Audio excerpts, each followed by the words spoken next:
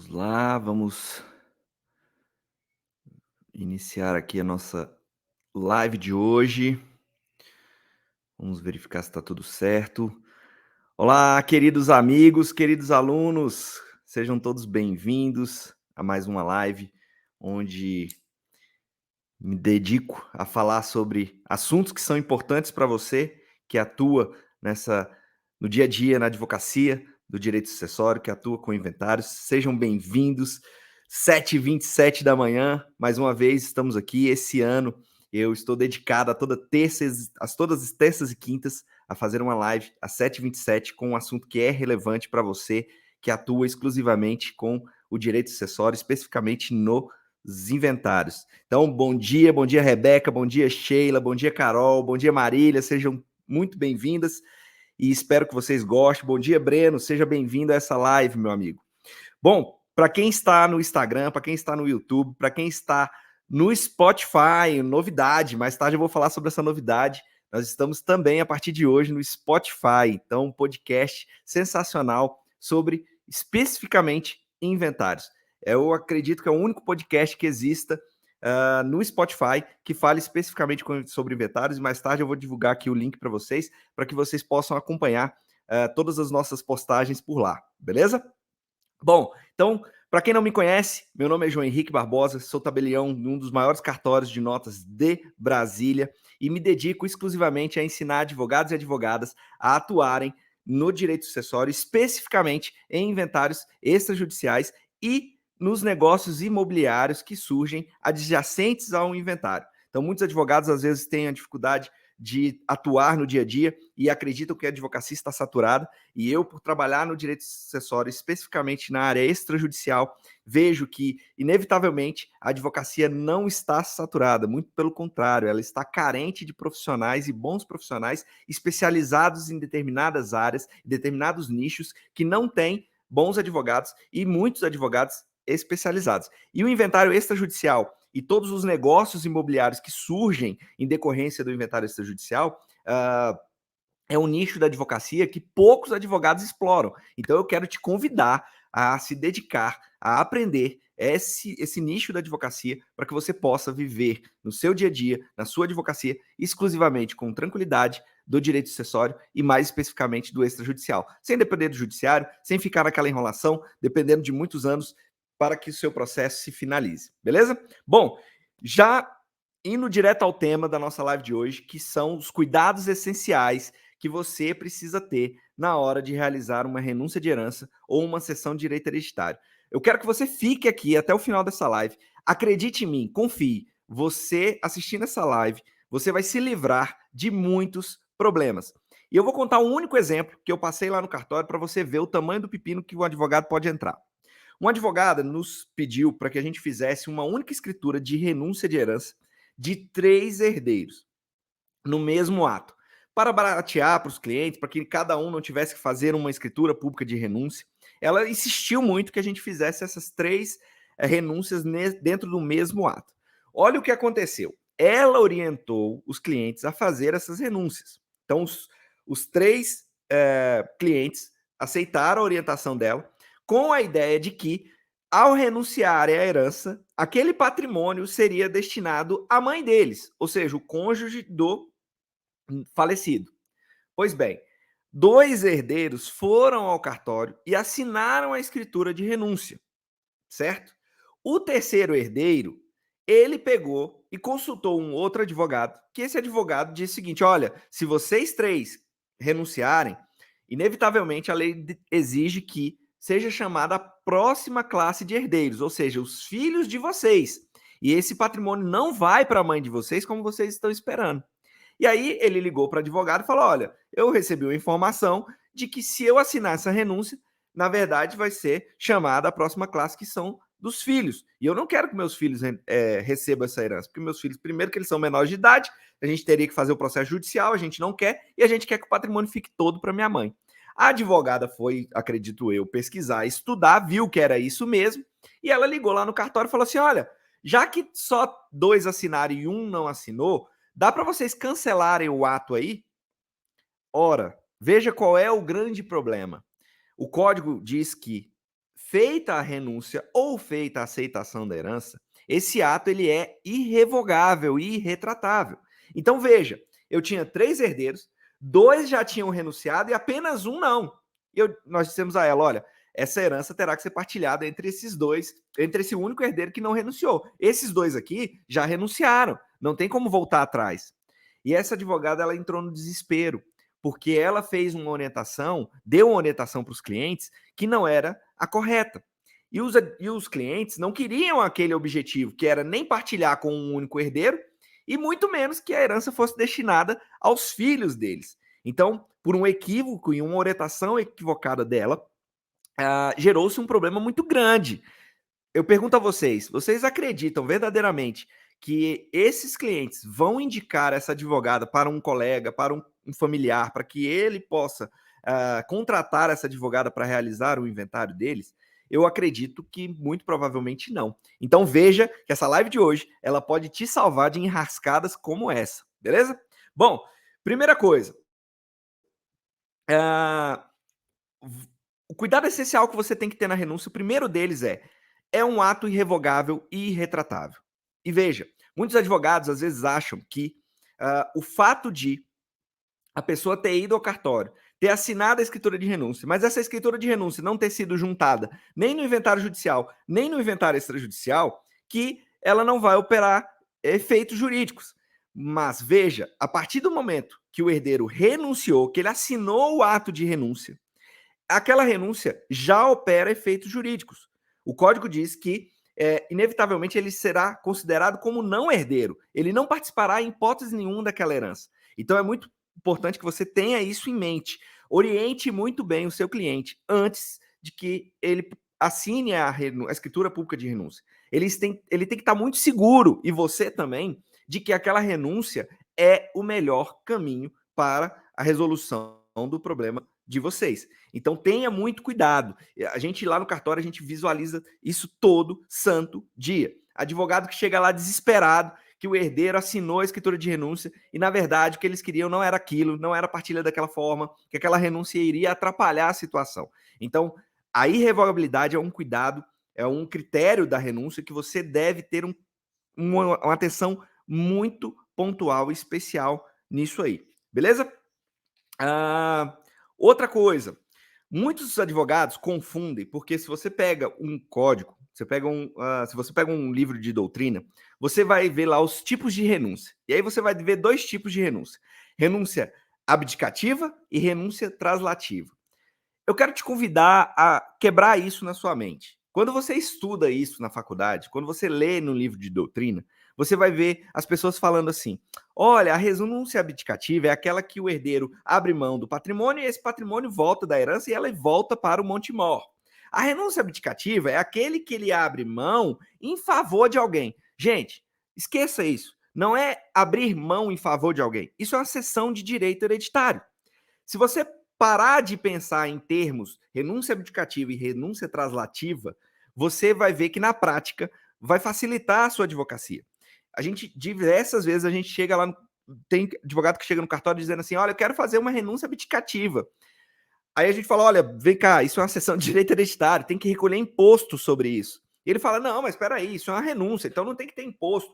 E ele entra numa discussão e num sofrimento e numa angústia que, infelizmente, não vai sair do outro lado. Então, entenda uma coisa: ou existe renúncia, que é a pura e simples, aquela que a pessoa vai lá e fala: eu não quero saber dessa herança, ou existe cessão de direito hereditário, que é aquela que o herdeiro vai aceitar a herança e vai transferir essa herança para quem ele decidir, para quem ele quiser. Isso é muito comum nos casos, por exemplo, que os filhos querem destinar o patrimônio da herança para a mãe. Então, exemplo, morreu o pai, ele era casado com a mãe dos herdeiros, e esses herdeiros, 2 herdeiros, querem assim: não, só tem a casa que mamãe e papai moraram a vida inteira, a gente quer que fique com a minha mãe. Então nós vamos renunciar em favor da minha mãe.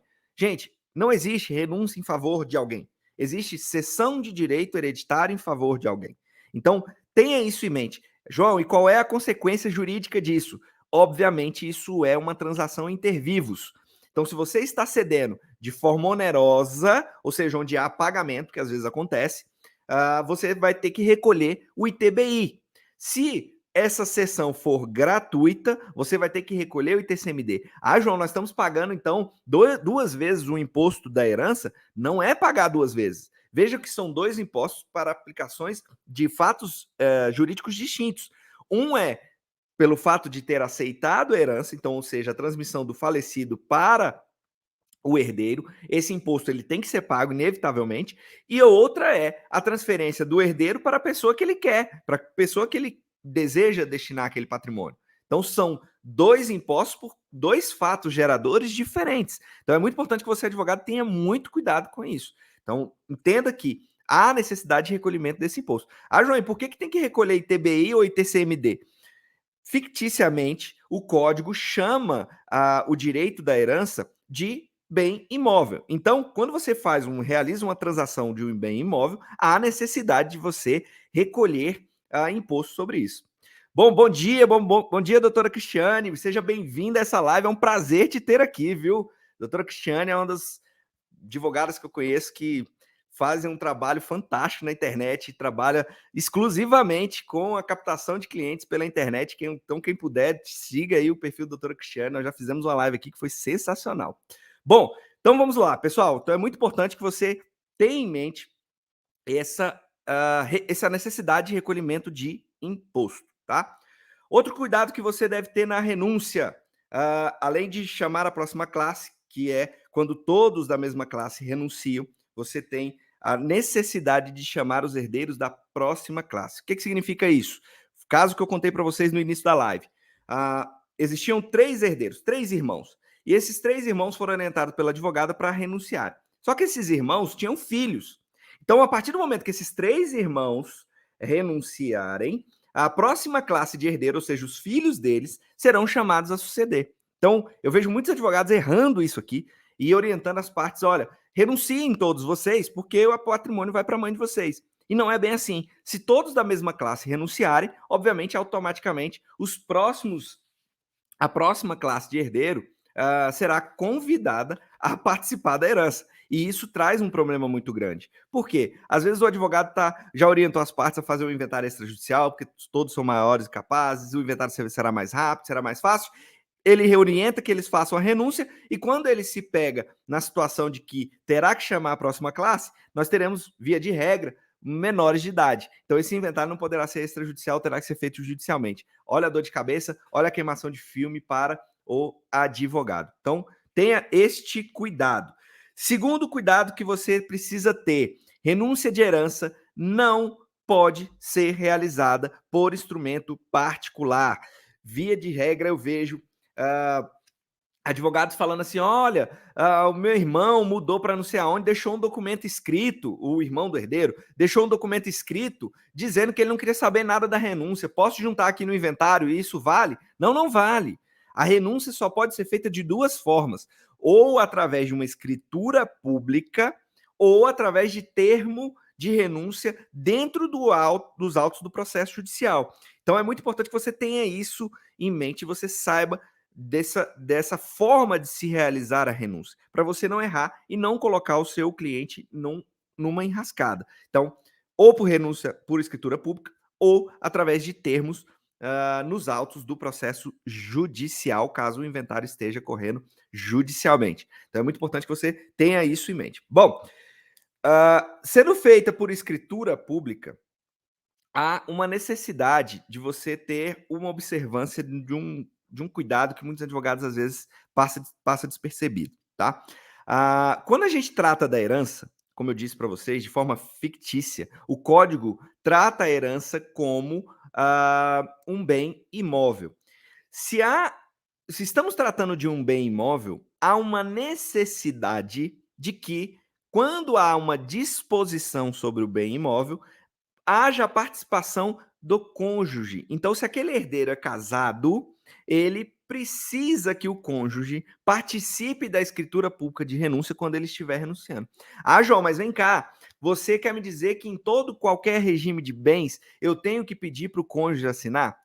Vou deixar uma dica aqui para os advogados. Veja bem, você, via de regra, na prática, no dia a dia, lá na ponta da linha, você vai encontrar juízes, você vai encontrar tabeliães, você vai encontrar registradores de imóveis que têm entendimentos divergentes sobre a participação do cônjuge em determinadas situações relacionadas à herança. Então você vai ter juiz que vai exigir que na separação convencional, por exemplo, o cônjuge participe, ou que na separação obrigatória, por força da aplicação da súmula 377, que caracteriza que os bens adquiridos na constância, os bens imóveis, na constância da união, do casamento, se equipara ao regime da comunhão parcial, ele vai exigir que tenha assinatura do cônjuge na renúncia de herança. Então, quer uma dica? Quer uma dica? Chame e coloque o cônjuge assinando na escritura pública de renúncia sempre, independente do regime. Para de gastar o tempo da sua advocacia com discussões que não vão te levar a nada. É muito mais fácil você chegar para o herdeiro e pedir para que o cônjuge participe, e em 99% dos casos o cônjuge vai assinar sem qualquer tipo de problema, do que você entrar na discussão com um juiz, com um tabelião ou com um registrador, de que, olha, o regime de bens é tal, não precisa que o cônjuge assine nessa renúncia. Então é muito importante que você crie mecanismos práticos para a sua advocacia, para você não perder tempo, pessoal. Então, tem cônjuge, o herdeiro é casado, peça a assinatura do cônjuge na escritura pública de renúncia, para você não ter dor de cabeça lá na frente. Já vi situações do advogado fazer a escritura de renúncia só do herdeiro, não ter a anuência do cônjuge, não ter a assinatura do cônjuge, ele acaba o inventário. Quando ele leva o inventário para ser registrado no cartório de registro de imóveis, lá na matrícula do imóvel, o registrador coloca em exigência dizendo que falta a assinatura do cônjuge do herdeiro que renunciou. Então, você vai perder tempo, você vai esperar depois de 1 ano, 2 anos, você acabou o inventário, para você poder ir correr atrás de um cônjuge que às vezes até já separou daquele herdeiro. Então, tem o herdeiro, tá ali, tem cônjuge, já pega a assinatura dele, já pede para ele participar na escritura de renúncia, que você não vai perder tempo, beleza? E muita gente pode estar se perguntando assim, João, mas renúncia de herança, por que fazer renúncia de herança? Quem em sã consciência vai renunciar à herança? Pessoal, deixa eu te falar uma coisa, nem sempre uma herança ela é algo positivo. A gente já presenciou lá no cartório diversas vezes patrimônios que o cara deixou 1 milhão de patrimônio, mas ele deixou 5 milhões de dívida. E o herdeiro não quer ter a dor de cabeça de ficar sendo demandado pelos credores. Ah, João, então espera aí, deixa eu entender. O falecido deixou 1 milhão de reais de patrimônio e 5 milhões de reais de dívida. Aí o herdeiro ele não pode fazer o inventário e receber aquela herança. Não é isso que eu estou dizendo. Veja, pela lei, a herança será utilizada para pagamento das dívidas. Beleza? Correto? Tá tudo bem, tá tudo bonito, tá tudo fácil até aí. O grande problema é que isso na prática acontece como? Através de demandas judiciais. Então imagine que o herdeiro faz um inventário, dizendo assim: vou receber esse 1 milhão e aí eu vou pagando as dívidas do meu pai no decorrer das ações e por aí vai. Tem herdeiro que não quer ficar sendo demandado e vai dar trabalho mesmo, porque ele vai ser demandado, ele vai ter que contratar advogado, ele vai ter que se defender lá no processo, ele vai ter que se habilitar lá no processo. É uma dor de cabeça tremenda. Toda hora vai ter um oficial de justiça na casa dele e ele pode falar: olha, quer saber? Eu vou renunciar à herança, eu não quero saber disso aí, não me interessa que o credor do meu pai que vá atrás desse patrimônio. Então, não é absurdo você ter uma situação onde um herdeiro queira renunciar. Isso é, às vezes, vantajoso para o herdeiro, porque a partir do momento que ele renuncia, ele sai completamente da cadeia hereditária. Então, ele não participará de qualquer tipo de dor de cabeça, inclusive de ações dos credores contra ele. E outro exemplo que é benefício fazer uma renúncia é quando, por exemplo, acontece de forma muito comum, de forma muito recorrente, a seguinte situação. Um filho compra um imóvel de forma errada, obviamente, em nome do pai. O imóvel é dele, ele paga, mas porque na hora de fazer o financiamento ele não tinha crédito ou qualquer outra situação, ele compra em nome do pai. O pai vem e falece. Todos os irmãos sabem e concordam que aquele bem pertence àquele irmão. Então, o que eles fazem? São 3 irmãos, um irmão é o proprietário, vamos chamar assim, daquele imóvel, e esses outros 2 irmãos querem que fique a parte exclusivamente para eles. Então, eles 2 renunciam à herança e deixam aquele imóvel sendo exclusivo daquele herdeiro. E, obviamente, se tiver o falecido tinha cônjuge, vai haver uma concorrência aí, mas estamos falando especificamente da herança. Então, às vezes, a herança nesse tipo de situação também vai ser vantajoso. Cuidado importante que você precisa ter na hora de orientar o seu cliente. A renúncia de herança não opera efeitos perante credores do herdeiro. João, o que significa isso? Imagina a seguinte situação, eu já tive isso lá no cartório, eu já passei isso recentemente, esse ano agora, 2022, eu passei isso lá no cartório. Chegou um inventário lá milionário de um fazendeiro aqui no interior de Goiás, onde tinham 2 filhos, ok? E o patrimônio que estava sendo transferido era algo em torno de 400 milhões de reais, era um negócio absurdo. E um herdeiro estava renunciando à herança. Ora, aquilo ali me chamou a atenção. Eu pedi para a equipe para tudo, me traz aqui o processo, vamos analisar isso aqui. Deixa eu entender por que esse herdeiro está renunciando. Não é normal um herdeiro renunciar a 200 milhões de reais. Como é que é isso? Né? Existe alguma situação por trás disso para o herdeiro estar renunciando. E aí, quando eu peguei o processo, eu peguei o nome do herdeiro, joguei na internet e descobri que ele já tinha sido prefeito na cidade, que ele tinha, ele também era empresário, tinha muito patrimônio, e ele tinha muitas ações de improbidade, muitas ações de cobrança, ele tinha muitos problemas judiciais. Então, conversando e batendo um papo com o advogado, percebi que o objetivo era renunciar àquela herança para que a irmã dele ficasse como única herdeira e que, inevitavelmente, ele fugisse dos credores, para que os credores não pudessem ir buscar aquela herança dele. E aí, meus amigos, um cuidado que vocês devem ter. A renúncia de herança não opera efeitos perante os credores do renunciante. Inclusive, e isso é muito importante que vocês saibam, o código prevê que, ao tomar conhecimento da renúncia de um herdeiro, ou seja, o credor, imagina o credor que descobre que o devedor dele renunciou a uma herança. Quando ele descobre, ele tem 30 dias para se habilitar no processo e dizer o seguinte: eu, como credor do herdeiro fulano de tal, aceito por ele a herança. Então é muito importante que você saiba e tome cuidado com isso. Fugir de credor através de renúncia não é possível. Então, se já existe, por exemplo, execução, inclusive, isso caracteriza fraude e execução. Então, não operará efeitos jurídicos perante o credor do herdeiro. Então, se o herdeiro está devendo, tome este cuidado. Não vai ser pela renúncia da herança que ele vai fugir das dívidas dele, beleza? Muito cuidado com isso. Outro ponto importante: antes de orientar o herdeiro a renunciar à herança, investigue muito bem se o falecido só tinha aquele patrimônio que os herdeiros estão julgando que ele tinha. A gente já viu diversas vezes também lá no cartório, advogado chegar lá desesperado dizendo o seguinte: olha, meu cliente renunciou à herança porque ele achava que só tinha uma casa, que era só a casa que a mãe deles morava. E ele pegou e renunciou à herança. E agora apareceu um precatório de 5 milhões de reais que ele quer esse dinheiro. Ele pode simplesmente voltar atrás da renúncia? Meus amigos, não, ele não pode. A renúncia, ela é feita de forma irrevogável e retratável. Ah, João, eu já vi julgados judiciais onde o juiz entendeu que houve, na hora de se fazer a renúncia, um erro essencial. Ótimo, mas você vai ter que ir para uma ação judicial, você vai ter que discutir isso judicialmente, você vai ter que demandar um juiz, vai ter que dar sorte de ter um juiz que vai concordar com seus argumentos sobre aquele erro. Então, isso não é matematicamente simples, isso não é fácil. Então, qual é a minha dica para você no dia a dia, para você não errar? Investigue muito bem se o falecido não tinha outro patrimônio ou não tinha a expectativa de receber outro patrimônio, como, por exemplo, uma herança de um avô, uma herança de um tio.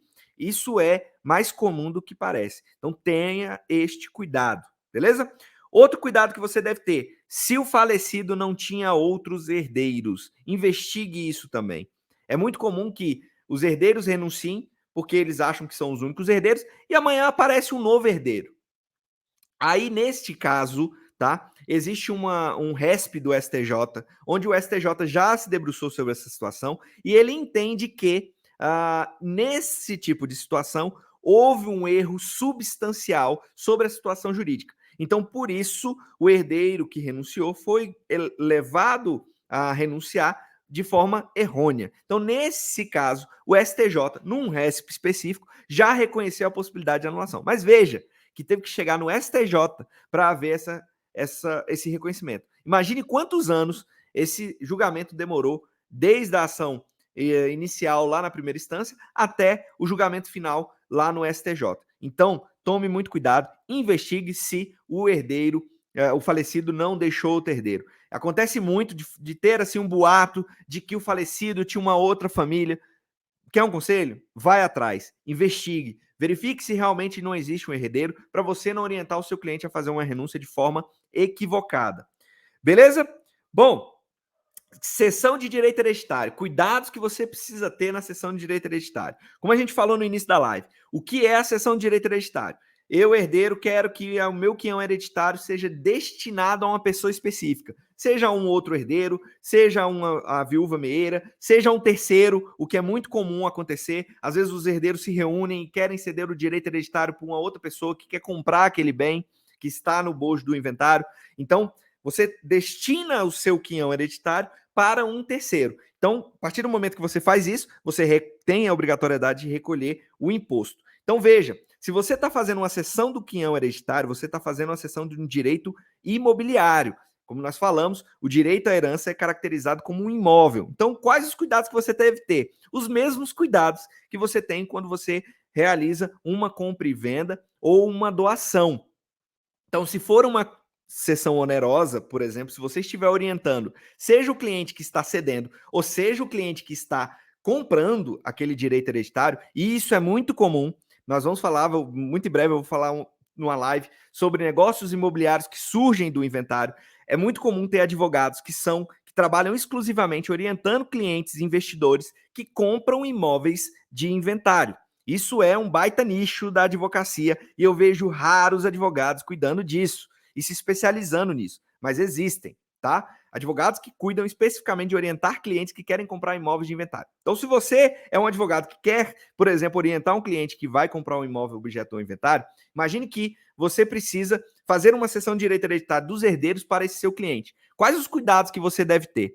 Primeiro deles, você deve verificar se todos esses herdeiros são casados ou convivem em regime de união estável. Por que você deve fazer essa verificação? Porque se eles forem casados ou conviverem em regime de união estável, há necessidade de anuência dos cônjuges na sessão de direito hereditário.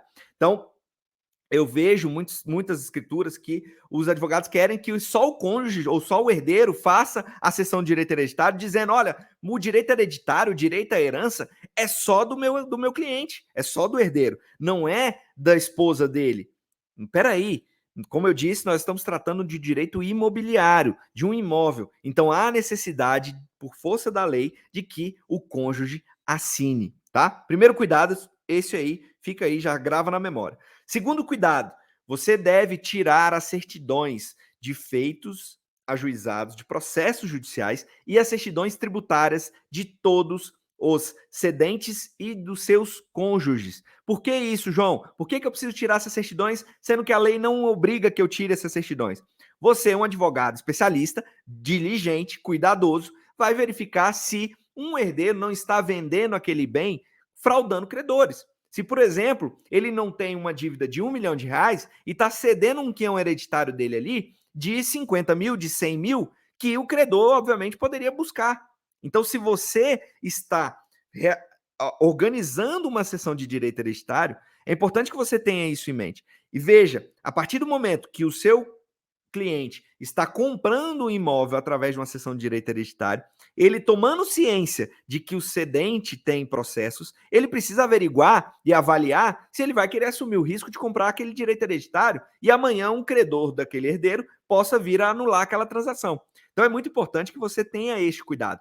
Mesmo que a lei não exija, isso não está obrigatoriamente na lei mesmo, emita as certidões de feitos. Quais são essas certidões, João? São certidões gratuitas que você emite online nos tribunais de justiça, Tribunal de Justiça do Estado, Tribunal Regional Federal, Tribunal do Trabalho, Tribunal Superior do Trabalho, certidões fiscais do município, certidões fiscais do Estado e certidão fiscal da Receita Federal. Fazendo isso, você vai mitigar vários problemas na sessão de direito. Beleza? Outro cuidado muito importante que você deve ter é quando a cessão de direito é feita através de procuração. É muito comum que os herdeiros, às vezes um herdeiro mora no interior do país, ele não quer ter dor de cabeça, ele vai lá no cartório, faz uma procuração e manda para o irmão e fala assim, ó, se vira aí, resolve, pode vender o imóvel, pode fazer cessão de direito hereditário, pode fazer o que você quiser. Você, advogado, ao receber na sua mão a procuração pública, você vai verificar 2 requisitos. Primeiro, se aquele herdeiro era casado, se ele é casado, se tinha na procuração também a assinatura e outorga de poderes da esposa. E segundo ponto, você vai verificar minuciosamente nos poderes se existia claramente poderes para realizar uma cessão de direito hereditário. Muitos advogados às vezes pegam a procuração e não observam isso. Eles olham lá, está escrito assim, olha, poderes para realizar o inventário de fulano de tal. E ele acha que aquilo ali é suficiente para fazer uma cessão de direito hereditário, por exemplo. E não é. A lei exige que, para atos específicos, os poderes precisam ser específicos, eles não podem ser genéricos. Então, é importante que na procuração pública tenha poderes específicos para a cessão de direito hereditário. Tome esse cuidado. Eu vejo muitos advogados, às vezes pega a procuração hoje, só vai finalizar o inventário daqui a um ano. Quando ele vai finalizar, ele se depara com a situação de, meu Deus, a procuração não tinha poderes. E lá vai ele ter que ir atrás de novo daquele herdeiro que já achava que a situação já estava resolvida. Então tome esse cuidado. Outro cuidado que você deve ter, e aí não é, na verdade não é nem um cuidado, fica uma dica aqui para vocês, o código fala da indivisibilidade da herança. Então, muitos advogados acham que não pode haver uma cessão de direito hereditário de um bem singular. Deixa eu te falar uma coisa na prática, tá? Isso acontece, isso sempre aconteceu e isso sempre vai acontecer. Então, é muito comum que pessoas querem comprar um imóvel, é o único imóvel que a família tem a ser inventariado. E eles querem vender aquele imóvel. Não é incomum um interessado falar assim, olha, beleza, eu vou abater aqui os custos dos impostos, o custo que eu vou ter de advogado e tal, eu pago vocês aqui agora, vocês vão fazer uma cessão de direito hereditário para mim e eu vou finalizar o inventário. Isso é muito comum. Então, faz-se a escritura de cessão de direito hereditário especificamente daquele bem. E, João, por que especificamente daquele bem? Ora, vai que amanhã aparece um outro bem a ser inventariado e se o herdeiro fez a cessão genérica, ou seja, de todos os direitos hereditários, inclui inclusive este bem futuro. Então é muito importante que você tenha esse cuidado.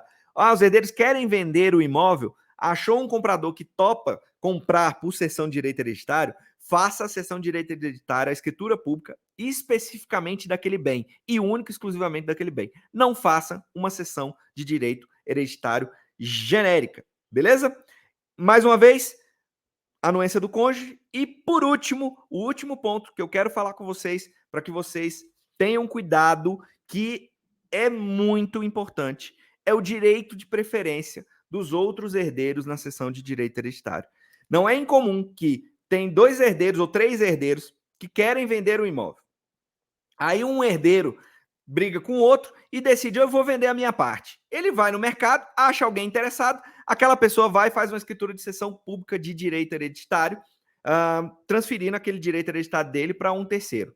Veja, se ele não der direito de preferência aos outros herdeiros, aos seus irmãos, esses irmãos podem buscar esse quião hereditário dele que ele cedeu para um terceiro de boa-fé. Então, se você estiver orientando quem está comprando o imóvel através de cessão de direito, ou se você estiver orientando um herdeiro que está cedendo, oriente que ele deve dar o direito de preferência para os outros herdeiros. Isso é muito comum de não acontecer. Geralmente o advogado não faz essa orientação, o cliente faz a cessão de direito e depois se vê imbuído num problema muito grande que esses herdeiros que têm direito de preferência, eles vão buscar aquele direito hereditário dele. Bom, meus amigos, se você gostou dessa live, eu quero que você já aperte o dedo aí no coraçãozinho, deixa sua curtida, deixa o seu comentário se você gostou, encaminhe para um colega advogado que trabalha e atua no direito sucessório.